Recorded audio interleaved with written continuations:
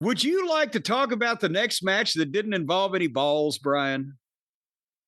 Another one of those stellar transitions. I'm not sure. I don't remember what the next match was, so I don't want to commit to anything. Well, it was the women's title match with Toni Storm and Mina Mellons.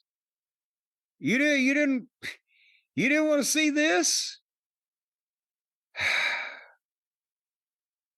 Is everybody involved in this hokey horse shit on the kratom, Brian?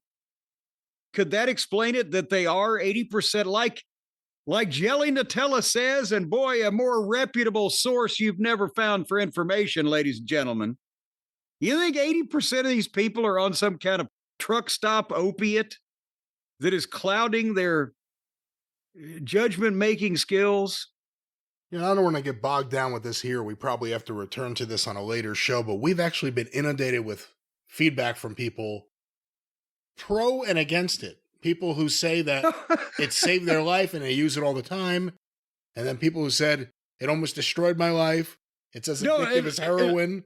Literally, the next email, one email will say, I owe my life to kratom. And the other one will say, stay away from this devil's drug. It's horrible. I was addicted. So we'll return to that. But allegedly, a lot of people may be on it. Well, the point is, Toni Storm, okay, the people that like AEW, they love her. She's the most popular woman on the roster. I think it's so fucking over the top ridiculous that it could have been something that was cool and got the same result if they had had the rest of the world play it a little straighter and let Toni be but nevertheless.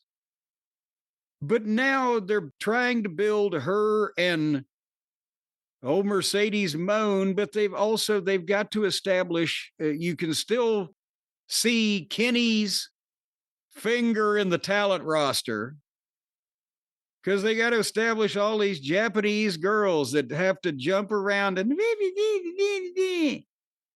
do the whole thing for people who want to laugh at wrestling. This whole show is for people who want to laugh at wrestling. People should laugh at this show, but the problem is this show makes people laugh at all wrestling. And the only thing to me that makes Toni Storm's gimmick any worse is that fat fuck Luther that has to be comedy on top of comedy. Because everybody's got it's slapstick. It's Keystone Cops. Nobody can fucking help themselves. And so they had this match that they've built up for 15 minutes. Toni Storm hits a pile driver on her. 1, 2, 3. At least the pile driver still works on the women. And then Toni Storm was apologizing that she had to do that to her. And the girl that got pile driven in 30 seconds was okay enough to be up and kiss and make out with Toni Storm. And this audience thinks there's nothing at all ridiculous about this whole goddamn thing.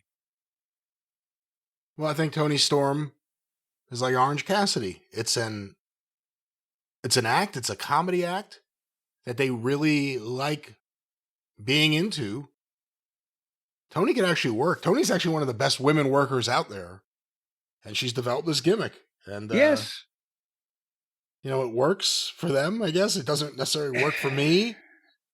Her and Monet, I am interested to see that.